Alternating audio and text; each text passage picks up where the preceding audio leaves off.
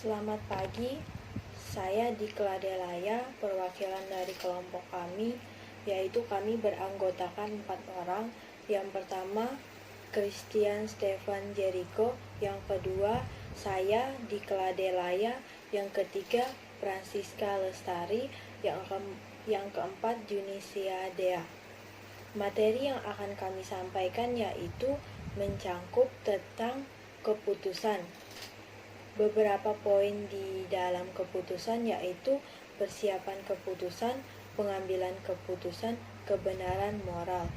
Terus selanjutnya materi tentang keadaan hati nurani dan pembinaan hati nurani. Poin yang pertama yaitu tentang keputusan dan persiapan keputusan akan dijelaskan oleh saya. Mari kita simak.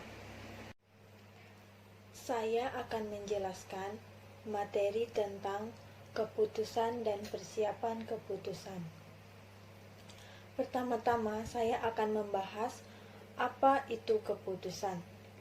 Keputusan adalah suatu proses pemilihan alternatif terbaik dari banyak alternatif dengan cara yang dianggap paling baik sesuai dengan situasi dan memilih yang terbaik untuk mencapai tujuan dan juga bisa memecahkan masalah.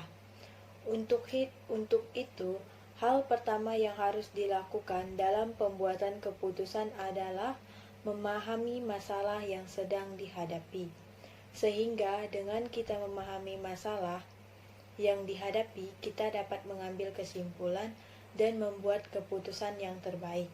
Selanjutnya yaitu adalah persiapan keputusan.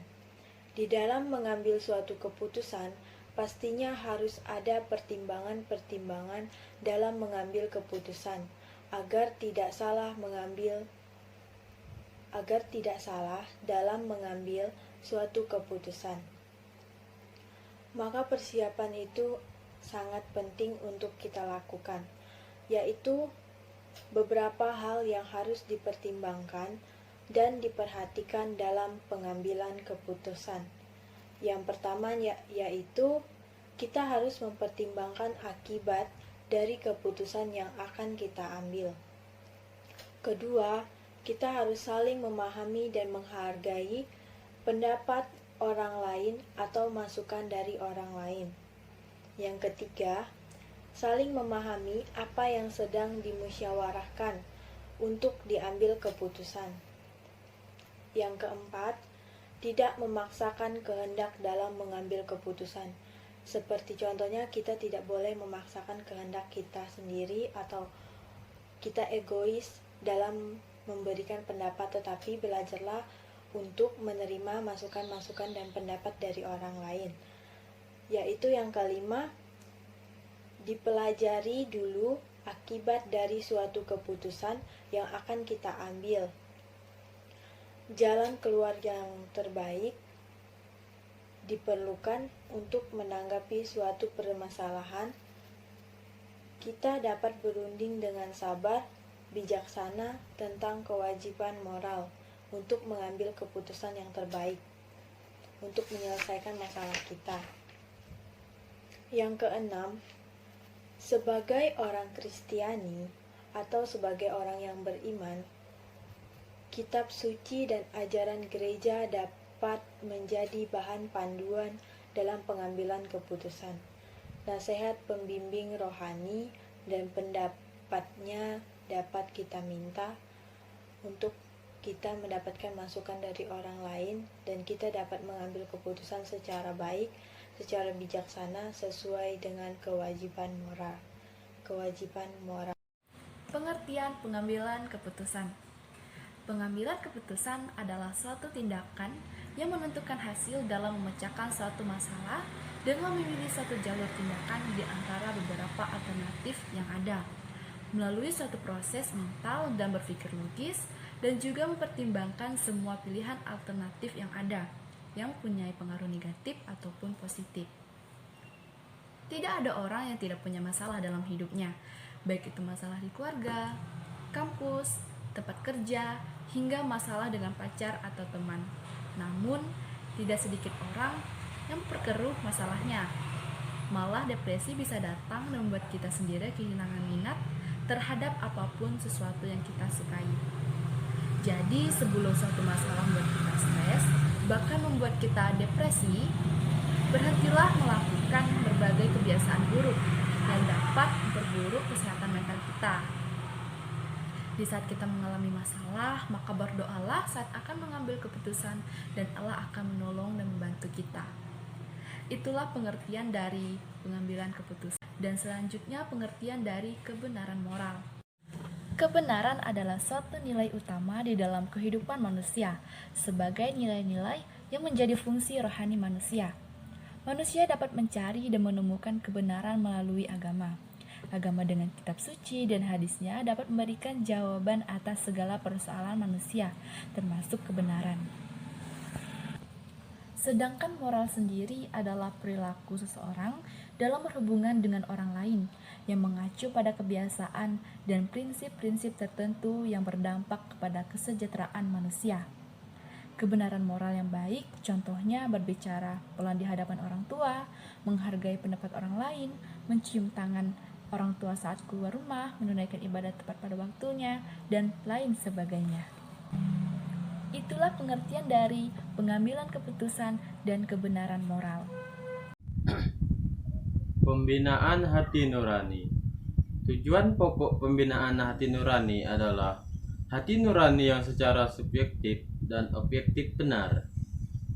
Dengan hati nurani yang baik dan benar, seseorang akan selalu terdorong untuk bertindak melakukan kehendak Tuhan dan menurut norma-norma moral objektif.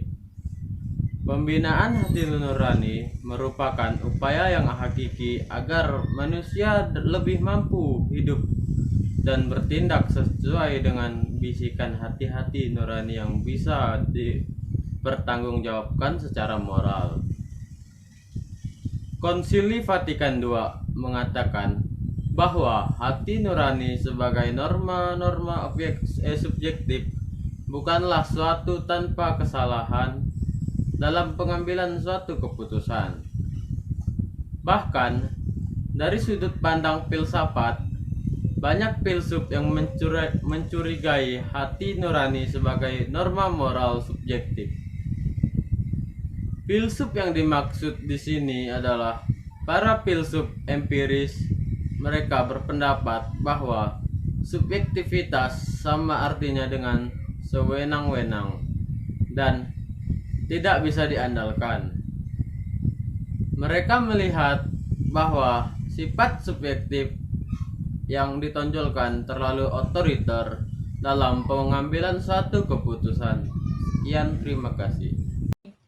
Hati nurani adalah suatu proses kognitif yang menghasilkan perasaan dan pengaitan secara rasional, berdasarkan pandangan moral atau sistem nilai seseorang. Hati nurani berbeda dengan emosi atau pikiran yang muncul akibat persepsi indrawi atau refleks secara langsung, seperti misalnya tanggapan sistem saraf simpatis. Pandangan keagamaan tentang hati nurani umumnya mengatakan bahwa hati nurani terkait dengan suatu moralitas yang melekat dalam diri semua manusia, melekat dengan sebuah alam semesta yang baik, atau melekat kepada pengada yang bersifat ketuhanan. Berbagai sifat agama, yaitu sifat ritualistis, mitis, doktrinal, institusional, dan material, mungkin tidak selalu sejalan dengan pertimbangan pengalaman, emosional, spiritual, atau kontemplatif mengenai asal mula dan cara kerja hati nurani. Pandangan sekuler atau ilmiah umumnya menyatakan bahwa hati nurani mungkin ditentukan secara genetis, sementara subjek-subjek hati nurani kemungkinan dipelajari atau merupakan hasil imprinting sebagai bagian dari budaya. Secara filosofi, hati nurani dapat diartikan sebagai semacam perasaan atau rasa bersalah yang samar-samar mengenai apa yang sebaiknya atau seharusnya merupakan hasil imprinting sebagai bagian dari budaya. Secara filosofi, hati nurani dapat diartikan sebagai semacam perasaan atau rasa bersalah yang samar-samar mengenai apa yang sebaiknya atau seharusnya dilakukan. Sekian dari materi saya. Terima kasih.